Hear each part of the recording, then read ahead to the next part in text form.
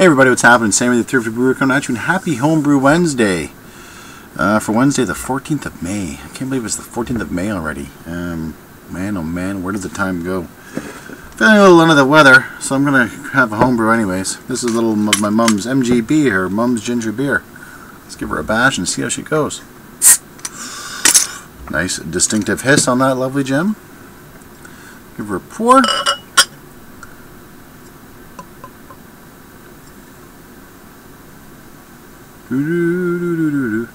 Pouring out nice, actually. Good carb on there. This has been in the bottle for a while, and it is quite nice. I won't lie, I have had it before, but yeah, looking good. A little hazy, but that's alright. I've got the ginger off the nose. So cheers and happy Homebrew Wednesday, everybody.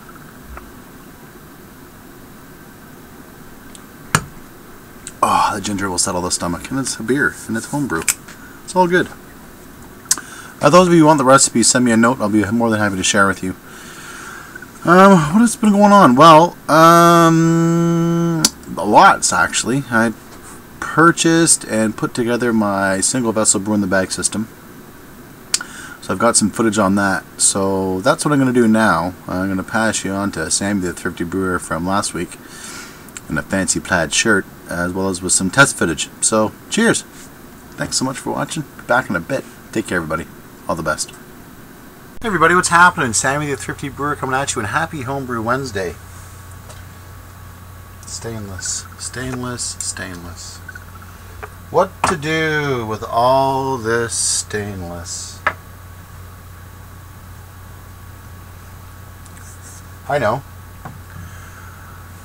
I'm going to build my single vessel, all-in-one brew in the bag system.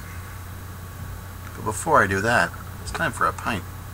Cheers, and happy Homebrew Wednesday, everybody. Wow, lovely. This is my citrus smash, aptly named Beaver Fever. I was going to call it Beaver Piss, but apparently some members of the Facebook community didn't appreciate the name, so Beaver Fever is what it's going to be called. And it's still a little catty, but definitely nowhere near as bad or mildly offensive as it was last week. It seems to be mellowing out as the days go by. I tapped the keg yesterday, tried it, and turned out great. So yeah, I'm really pleased. This was 12 pounds of 2-row. 12 pounds of Canadian 2-row, 4 ounces of Citra, and then another 3 ounces added at dry hop for 4 days, and then cleared with gelatin. And it's a little hazy still, but relatively clear, which is cool. Not bad for my first go. So I made some not so thrifty purchases today, but I'm looking at it as a long-term investment. Not today, but later last week, as well as I got the final pieces today. Yeah, I'm going to be putting together my brew in the bag vessel this week, and hopefully brewing this weekend, but I'm not entirely sure. So, got my keggle here. Drilled a 7/8 hole into it last week? No, Monday. And struggled for a little bit to get a watertight seal, but used the old silicone baking tray trick, because I did burn through a couple silicone seals, but I stripped them through. I was over tightening it. Pardon me. And yeah, did a cold water test, no leaks, left the water in there for a good 4 hours, no drips, no nothing, which is cool. I've already taken the liberty of attaching a quick disconnect fitting to the front. So this is going to be my outflow here. I'm going to be taking another one of these lovely female quick disconnect barb fittings, and that's going to be going onto the front here, like so. Look at that. One hand, which is cool. When I get some liquid in here, it'll be even better. And then I'm going to be going with 1/2 inch silicone, which is then going to run off the front here, down around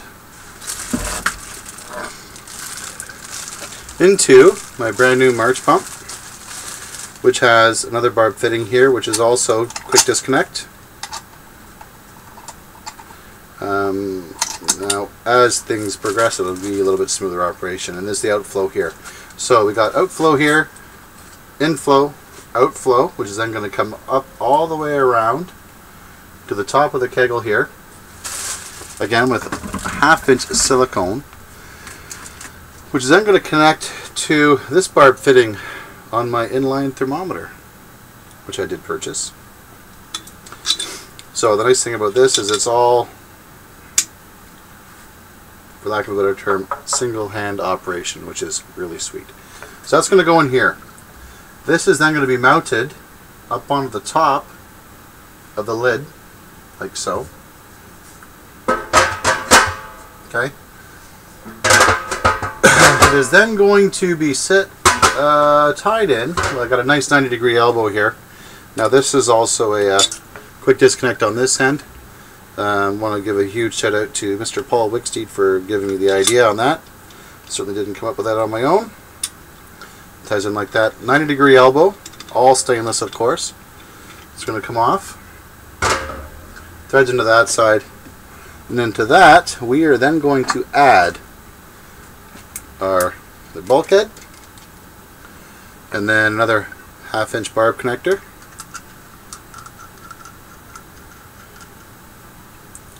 Which is then going to go through the lid of the pump, or the lid of the pot, or kegel I should say. So it's basically going to be sitting like that, for lack of a better term. And that is going to act as my recirculation mechanism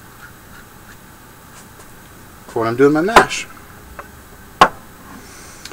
So, and I wanted the temperature gauge because I honestly don't have the means financially right now for doing, electric yet, but that's the plan for next year. So this will get me through the summer and into the fall, and then probably into the winter working on the brew shed, because I did start that as well. I got some space to brew inside, or out of the elements at least, which is really cool. Hey guys, Sammy back at you. So I just drilled my hole for my bulkhead for the pot, which is going to be connecting in through the bottom like so, and it's just a little too small. I only had a 7/8 hole saw. Nice thing about aluminum though, it went through like butter. So I'm just going to grab the old Dremel from the shed, make the hole a little bit wider, put the bulkhead through like so from the bottom up. Then we're going to have our silicone O-ring, a lock nut put in place there, and that's going to go onto that, which is then going to tie in to the screwed end of this one here on the back end of this quick connect into the inline temperature gauge. So the idea, it's going to look like this all said and done. Alright guys, Sammy the Thrifty Brewer coming at you, and this is the all-in-one brew in the bag system. Just doing a hot water test, checking for leaks. Currently sitting at 166 degrees. I got the pump running because I just want to see how quickly boil time is going to be increased. So as you can see, quick connectors here, coming off here, inflow into the pump there, outflow to the pump, up and around into the top here, feeding through the thermometer. So we're now sitting at 168-ish. Going to be hitting 170 in a minute, but yeah, this is recirculating it during the bringing the water to the temperature. Certainly speeds things up, that's for darn sure. So yeah, so far so good. I'm pretty happy with that. Now, looks a little disheveled in the brew shed because I got some of my wife's work here, and we got some bicycles. There's Sammy's. Giddy up. But yeah, at least I got a spot to brew. It's fairly windy outside right now. And yeah, so far so good. So yeah, and now at 168. So I'm going to keep this running, bring it up to the boil for about 15 minutes, shut the pump off just before I hit boil, and do some leak tests just around here. But so far, so far so good. Guys, Sammy back at you. So we've hit boilage. Now the only problem I have with these quick disconnects is I really wish they were self-sealing, but beggars can't be choosers. So a bit of a mess on the bottom, but that's alright. I think really what I need to do is when I disassemble, turn the valve off down below here, allow the system to sort of settle down, and then disconnect the top, which is on the lid there, which is not there because we're boiling right now, and then disconnect the bottom to prevent spillage and then transfer outside. But yeah, so I'm going to let her boil for about 10-15 minutes and just do a leak test. As of right now, dry as a bone. So I'm very pleased. Like I said earlier, it took me a couple stabs at it, but dry as a bone. Just wish I was brewing beer, but that'll be for tomorrow. So now after this, I'm just going to, after I get the boil done, I'm going to, like for 10-15 minutes, just double check, make sure everything's cool, nice and dry. I'm going to add the mash basket, and then configure my hose length, which will come off the top of the lid under the bottom, right there, and then sort of act sort of like a Warloff effect for the process of the mash. And then so far so good. Looks like Sammy might be brewing tomorrow after all. Cheers everybody. Take care. Okay, as you can see, things are nice and dry now. A couple cranks with the old slot-headed screwdriver. No more leaks, which is fantastic. Things are nice and dry up here now. By the way, I want to give a big shout out to Nick from Hitman's Brewhouse, who hooked me up with this amazing immersion chiller. Nick, you are a gentleman and a scholar, my friend. And we're just going to take a temperature reading in a little bit. I just want to get the temperature down to a little bit more manageable level so I can start farting around with the length of the silicone hose for Warloffing. Cheers, guys. Alright. Alright, everybody. So, Sammy back again. Final testing of the all-in-one brew in the bag system. Currently chilled right down. Currently sitting at 68 degrees Fahrenheit, or 20 degrees Celsius for those of you in metric. And what I've done is I've added my grain basket and my grain bag, and I'm just trying this. So what I'm going to be doing, hopefully you can see this here, the plan is not to aerate the wort, but this half-inch silicone tube is going to rest on top of my grain bed and pump the wort over the top, which is then going to be drawn out of the bottom by the pump, back up and around, and then all the way in through the top again. So yeah, very cool. So what I've found is that full bore is obviously way too much, but I found about a quarter turn seems to be the magic number to reduce bubbles and splashes and stuff. But yeah, this is freaking way cool.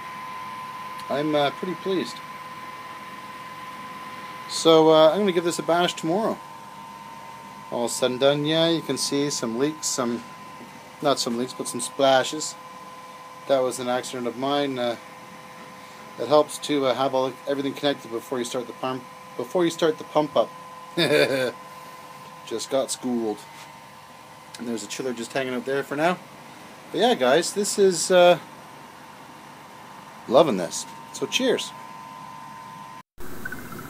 Yeah, so that was the single vessel brew, single brew in the bag, single vessel footage.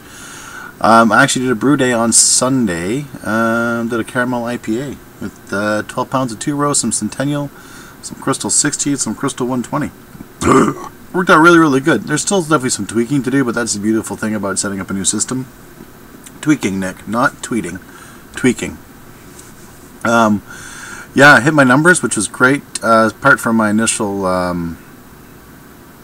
strike temperature, was way overshot, but I was able to bring it down quite quickly with the mash pump, so that's pretty cool. and fermented it with USO 4 actually. So it is almost attenuated out. I can't believe it. It's just going like a banshee. So I'll give you guys an update on that next week. I also will be doing some SJ Pour updates. SJ Pour cutoff date is 2 days away, May 16th. Those of you who haven't registered in Canada, go to www.sjpourchallenge.com and register. We have 15 brewers currently registered in Canada. I'm going to send you guys out an email on the 16th or 17th later this week, just for confirmation and see who's going in it and has decided to continue on or has decided to drop out, which is cool. Life gets in the way. It's all good. Also, I do have t-shirts available for purchase. We're looking at about $30 per shirt plus shipping. Got some extra larges, got some extra larges, and I got some larges left. Send me an email to thriftybrewer@gmail.com and I'll be able to get back in a timely manner. I will not have those until the 27th of May. I ordered them Monday. So, yeah. And just so you know, all the profits go right back into shipping and for other support for the SJ Pour Challenge and whatnot. So, cheers to you guys, and thanks for the support in advance. That's really about all that I got. I'm going to leave it at that. I'm going to go upstairs and cook dinner for the kidlets. And I'll do more of an SJ Pour. I'll do another SJ Pour update. Yeah, probably this weekend. Got some time, so that'd be cool. Anyways, guys, take care. Cheers. All the best. Thank you so much for watching. If you're going to do something, do it with a homebrew. By all means, keep calm and brew on, everybody. Cheers. Oh, yeah. Tummy feels better already. Take care, everybody, and thanks again. All the best, and be safe.